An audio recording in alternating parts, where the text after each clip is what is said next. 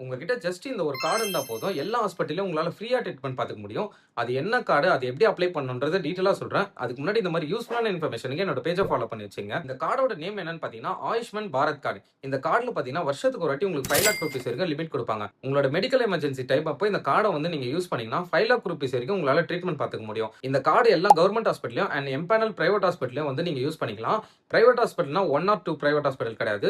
1245 private ஹாஸ்பிட்டல்ல வந்து நீங்க யூஸ் பண்ணிக்கலாம். சோ இந்த இன்ஃபர்மேஷன உங்க ஃபிரெண்ட்ஸ் அண்ட் ஃபேமிலிக்கு ஷேர் பண்ணி விடுங்க. பிகாஸ் இந்த மாரி எமர்ஜென்சி டைம் அப்போ அவங்களால வந்து கேஷ் ரெடி பண்ண முடியாது.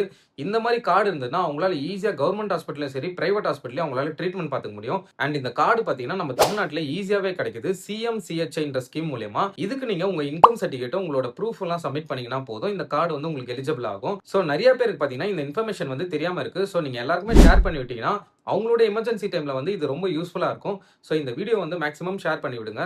சோ நீங்களும் வந்து இந்த கார்டு அப்ளை பண்ணலன்னா கண்டிப்பா வந்து அப்ளை பண்ணி வச்சுங்க. பிகாஸ் எமர்ஜென்சி டைம் அப்போ நம்மளுக்கு கண்டிப்பா வந்து யூஸ்ஃபுல்லா இருக்கும். அண்ட் இது எங்க அப்ளை பண்ணணும்ன்ற லிங்க் வேணும்னா கமெண்ட்ல வந்து ஸ்கீம்னு கமெண்ட் பண்ணுங்க. நானே வந்து உங்களுக்கு பெர்சனலா டிஎம் பண்ணி விடுறேன். Thank you all.